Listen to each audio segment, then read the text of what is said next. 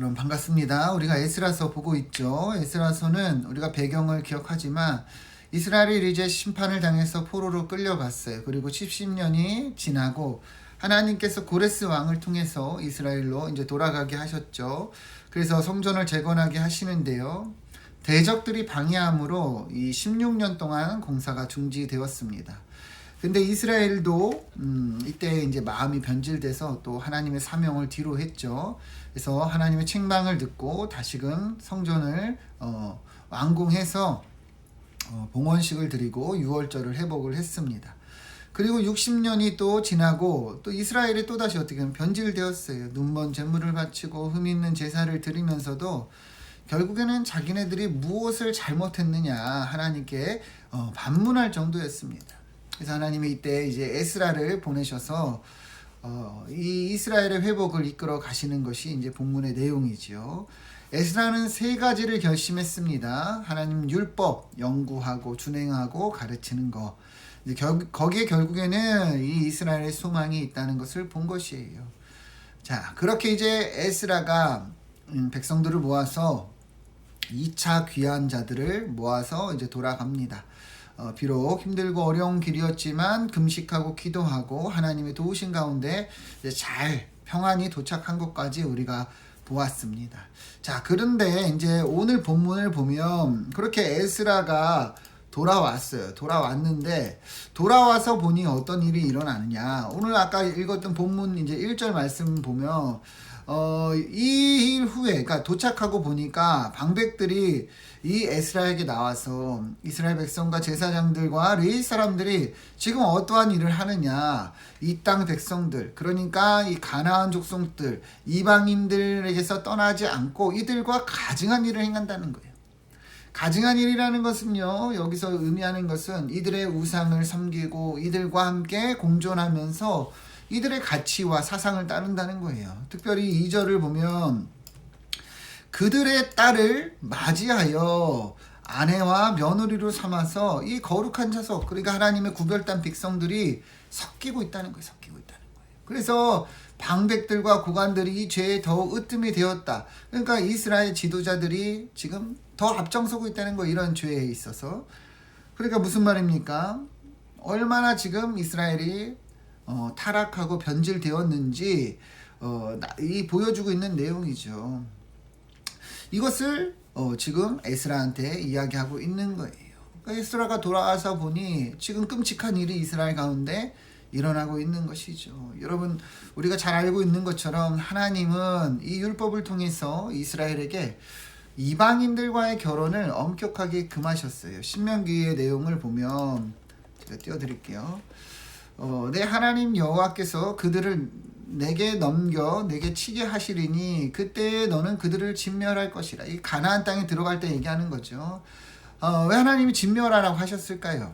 그 이유는 간단해요. 하나님은 이 가나안 족속의 죄악을 심판하시는 거예요. 이 땅이 너무 타락하고 범죄함이 많으니 하나님이 이스라엘 백성들을 들어서 이 땅을 이제 심판하시는 거죠. 그래서 그들과 어떤 언약도 하지 말고 불쌍히도 여기지 말라 이렇게 얘기를 하신 거예요. 자, 그러면서 3절에 그들과 혼인도 하지 말고 내 딸을 그들의 아들에게 주지 말고 며느리도 삼지도 말라고 얘기합니다. 왜 그러냐? 4절을 보면 그가 내 아들을 유혹하여 내 자녀들을 유혹하여 하나님을 떠나고 다른 신들을 섬기게 함으로 결국에는 하나님이 너희에게 진노하사 너희를 멸하실 것이다. 그러니까 이 이방인들을 치라는 거예요. 결혼하지도 말고, 그리고 아들을 주거나 며느리로 삼거나 하지 말라는 거예요. 결국에 이 이방 사람들이 너희를 미혹해서 그들의 신을 섬기게 할 것이라는 것이죠. 자, 그런데 여러분, 이스라엘이 어떠합니까? 우리가 그 역사를 알지만 하나님 말씀을 듣지 않죠.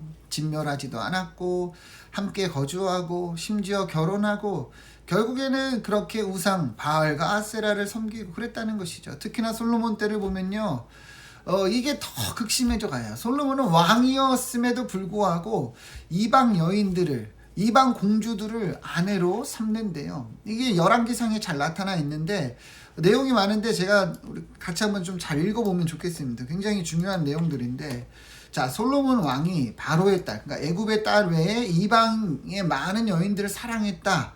그러니까 바로의 딸도 결국에는 애굽의 공주잖아요. 그 여인도 아내로 맞이하고 또 이방 여인들을 이렇게 자기 후궁으로 삼았다는 거죠. 2절을 보면 하나님께서 일찍이 이 여러 백성에 대해서 뭐라 말씀하셨습니까? 그들과 통혼하지 말고 또 서로 통혼하게 하지 말라고 하셨어요. 그들이 반드시 너희 마음을 돌려서 그들의 신들을 따르게 하리라. 그렇게 경고하셨거든요. 근데 솔로몬이 어떤 거예요?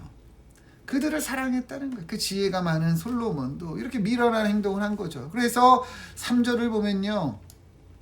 심지어 이렇게 얘기를 합니다. 왕이 후궁이 700명이고 첩이 300명이라는 거예요.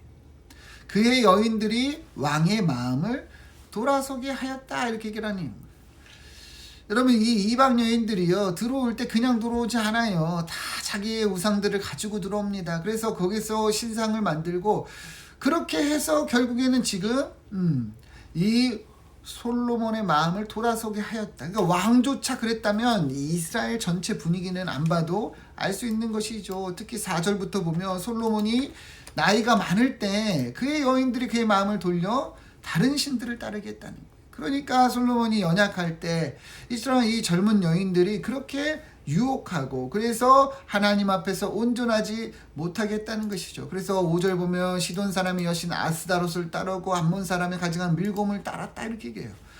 얼마나 정말 안타깝고 안타까운 일이 일어나고 있는 겁니까? 그래서 6절부터 또 보면 솔로몬이 하나님 앞에서 악을 행하여 다윗처럼 온전히 따르지 않고 모압에 가증한 그모스를 위하여 산당을 짓고 이렇게 몰록을 위하여 그와 같이 행하고 이방 여인들을 위해서 그렇게 했다는 거예요. 그들이 다 이 온갖 잡신을 가지고 와서 이 예루살렘에서요 분향하고 제사하였다는 거예요. 여러분 얼마나 안타까운 일이 일어난 거예요. 그래서 신명기 말씀처럼 됩니다. 솔로몬이 마음을 돌려 하나님을 떠나니까 하나님이 어떻게 합니까? 진노하신 거예요. 진노하신. 우리 여기 보면 2번이나 그에게 나타나셨다고 했는데 솔로몬이 정신을 안 차려요.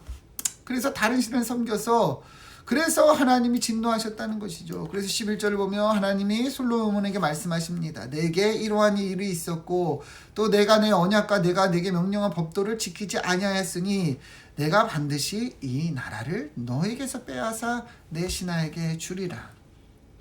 정말 그렇게 됐죠. 솔로몬 이후에 르호보암, 여로보암 두 나라로 나뉩니다. 신하에게 나라를 뺏겨요. 이게 다 왜 그렇게 된 거예요? 결국에 이렇게 이방인들과 결혼하고 우상을 섬기고 하나님을 떠났기 때문이라는 거죠. 신명기 말씀 그대로 된 거예요.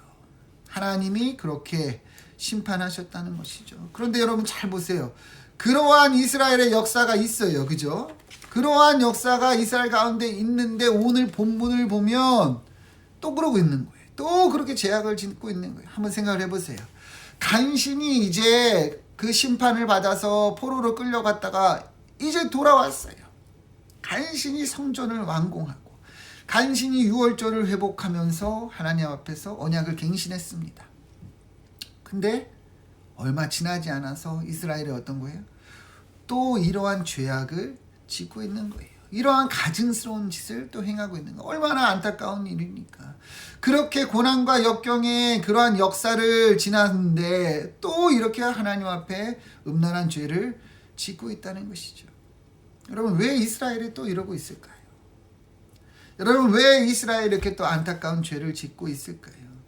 그 이유들이 12절을 보면 본문에 잘 나타나 있어요. 12절 제가 띄워드리면 그런즉 너희 여자들을 그들의 아들들에게 주지 말고 그들의 딸들을 너희 아들들을 위하여 데려오지 말며 그들을 위하여 평화와 행복을 영원히 구하지 말라 이렇게 되어 있습니다. 자, 이 말은 뭐냐면 원어로 보면 이방인과 결혼을 통하여 얻을 수 있는 어떤 평화와 형통을 구하지 말라 이런 의미예요. 그러니까 이스라엘 백성들이 이제 예루살렘에 돌아와서 어떠한 마음으로 이방인들과 결혼을 했는가가 잘 나타나 있는 거죠. 이방인들과 결혼해서 평화와 형통을 얻고자 했다는 거예요. 왜 저들과 결혼을 했는가? 와서 보니까 이곳에 정착해 있는 이방인들이 잘 살고 있는 거예요. 잘 먹고 있는 거예요. 형통한 거예요. 그러니까 이스라엘 백성들이 거기에 마음을 뺏긴 거예요. 우리도 저들과 결혼해서 저들의 안정과 평화를 함께 공유하자. 저들과 결혼하면 우리도 평화와 안정을 얻을 수 있을 것이다. 여긴 것이죠. 그러니까 어떤 거예요? 저들과 결혼하기 시작한 거예요. 잘 보세요, 여러분. 하나님이 분명하게 엄격하게 이방인들과 결혼하지 말라고 하셨습니다. 그런데 그럼에도 불구하고 저들과 결혼을 하는 건 뭐예요? 이 이스라엘 백성들의 마음이 어떤 거예요? 하나님보다 저 세상의 가치, 세상의 풍요, 세상의 안정을 의지하고 바라고 있었다는 것을 알 수 있는 거죠. 그죠? 하나님이 분명히 금하셨음에도 그렇게 한다는 것은 하나님의 말씀보다 이것을 더 따라가고 있었다, 더 의지하고 있었다, 그런 의미라는 것이죠. 사실상 솔로몬 때도 동일했어요. 여러분, 솔로몬이 정말 많은 이방 여인들과 결혼했죠. 그죠? 후궁을 드렸죠. 왜 그랬을까요? 그 이유는요, 정략적인 그 결혼이었어요. 무슨 말이냐? 이스라엘이요, 작고 힘이 없으니까 이방 나라들과 결혼을 해서 동맹국을 삼는 거예요. 사동국으로 이 바로의 여인을 아내로 맞이해서, 그러면 이제 이 솔로몬이 어떻습니까? 애굽의 사위가 되잖아요. 그죠? 그러니까 그런 관계들을 통해서 솔로몬은요, 이 강대국들의 힘을 빌려서 평화와 안정을 유지하려고 했던 거예요. 이해가 되십니까? 그래서 많은 이방인들을 후궁으로 들이기 시작한 거고, 그래서 그러다 보니까 결국에는 나중에는 그 여인들을 사랑하게 되고, 그리고 이 우상을 섬기고 타락하기까지 된 거예요. 결국에는 솔로몬이 하나님을 온전히 의지하지 못하고 이 세상의 권력, 힘을 타협하고 의지하려다 보니까 이러한 사단이 일어난 것이죠. 결국에는 하나님을 온전히 의지하지 못하는 믿음 때문에 이런 일이 계속 발생했다는 것을 알 수 있는 거죠. 하나님을 온전히 신뢰하지 못하는 거예요. 우리 삶의 주인이 누구신가, 주관자가 누구이신가, 왕이 누구신가, 하나님이 이끌어 가심을 온전히 바라보지 못하니까 자꾸만 다른 길을 내는 거죠. 여기도 타협하고 저것도 받아들이고, 분명히 하나님은 안 된다 했지만 그래도 그렇게 자꾸만 이렇게 타협을 하는 거. 그러다가 변질된 것이죠. 여러분, 우리도 이 말씀을 잘 볼 수 있어야 되는 거예요. 정말 우리 삶에 우리가 무엇을 의지하고 있는가? 정말 하나님을 의지하고 있는가? 하나님을 향한 믿음으로 살아가고 있는가? 아니면 믿는다 말하지만 여전히 돈, 명예, 자랑 이런 것들을 우리가 자꾸 타협하고, 분명히 하나님이 안 된다 말했음에도 자꾸 우리가 거기에 쫓아가고 있지 않는가?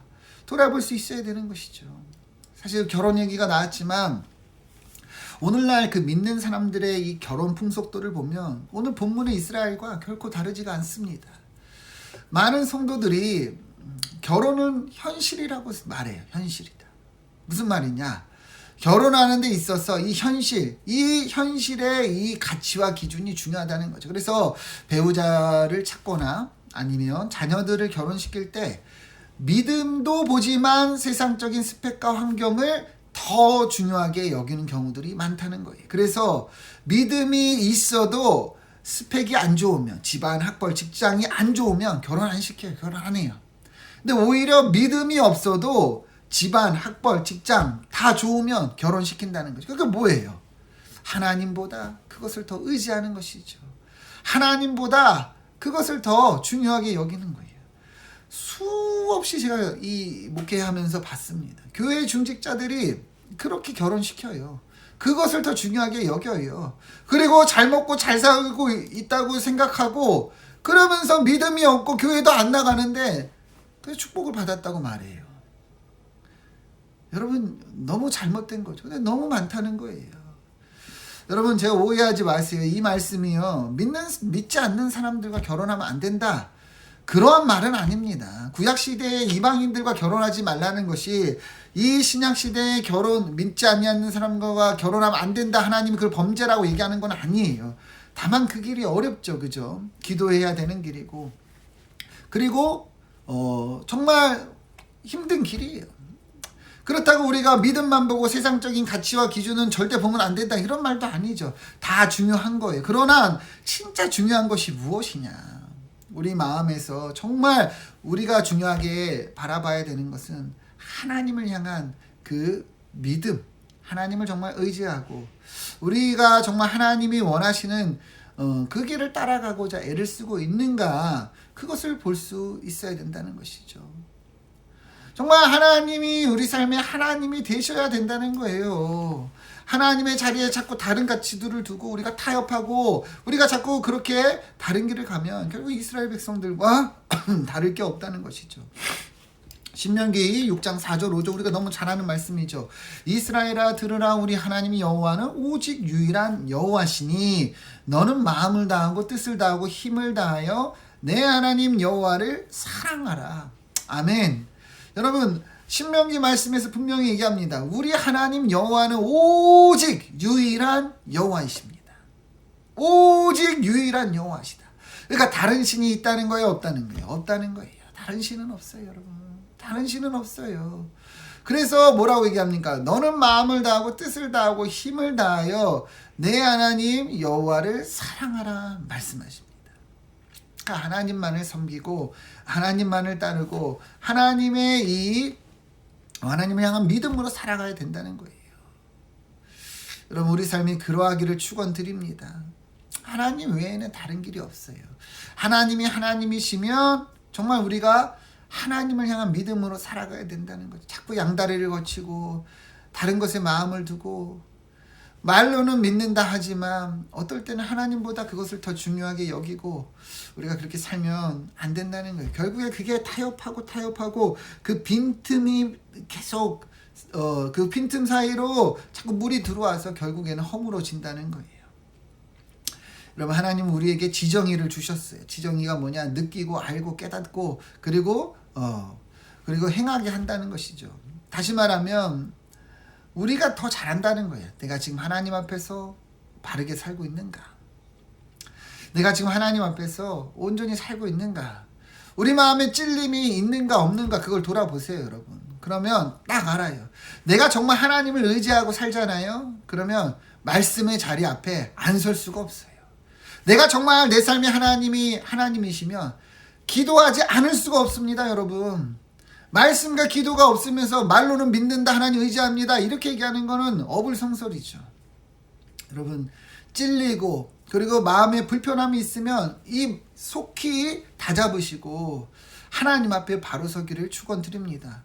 하나님 외에 없어요. 오직 우리 하나님은 유일한 여호와시라는 거예요. 다른 가치의 기준에 마음을 뺏기지 마시고 오직 하나님만 믿고 하나님을 따르며 주의 말씀 앞에 또 기도하며 나아가시기를 축원드립니다. 자, 이어지는 내용을 보면 이 일을 이제 에스라가 들었어요. 이방인들과 이스라엘 백성들이 이렇게 결혼하고 통혼하고 이렇게 변질 때 우상 앞에 선다는 것이죠. 얼마 지나지도 않았어요. 성전을 재건한 지도 얼마 되지 않았어요. 또 이러고 있는 거예요. 그러니까 에스라의 심정이 어떻겠습니까? 3절 보면 내가 이 일을 듣고 속옷과 겉옷을 찢고 머리털과 수염을 뜯으며 기가 막혀 앉으니, 이렇게 얘기를 합니다. 그러니까 에스라의 심정이 고스란히 다 드러나죠. 이스라엘 백성들이 정말 그렇게 죄악 때문에 심판을 받고 끌려가고 정말 이게 간신히 돌아왔는데 또 이러고 있으니까 이제 정말 비통한 거예요. 참담한 거예요. 그래서 옷을 찢는 거죠. 성경에 보면 많은 이 믿음의 선진들이 비통함을 드러낼 때 옷을 찢었어요. 여호수아도 그랬고 갈렙도 그랬고 입다도 자기 딸이 나갔을 때 옷을 찢었습니다. 근데 지금 보면은 에스라는 머리털도 수염도 뜯고 있어요. 그만큼 참담하고 괴로운 거죠. 또 이스라엘이 이러고 있으니까 얼마나 마음이 비통하겠습니까? 그렇게 가만히 앉아 있었다는 거예요. 근데 4절을 보면 참 하나님의 은혜가 여기 나타나는데, 이에 이스라엘의 하나님의 말씀으로 말미암아 떠는 자가 사로잡혔던 이 사람들의 죄 때문에 다 내게로 모여오더라. 에스라가 이렇게 비통한 심정으로 있으니 하나님의 말씀으로 떠는 자, 다시 말하면 하나님 말씀을 경외하고 두려워하는 자들이, 즉 이 죄로 인해서 이 두려워하는 자들이 에스라 앞에 다 나온 거예요. 그래서 같은 마음을 가지고 같이 하나님 앞에 이렇게 제사를 드렸다는 것이죠. 정말 비록 현실은 안타깝고 이 이스라엘의 이 상황은 정말 절망적이지만 하나님은 여전히 이 주님의 이 따르는 자들, 남은 자들로 다시금 소망을 이루어가고 있음을 성경은 이야기하는 것이죠.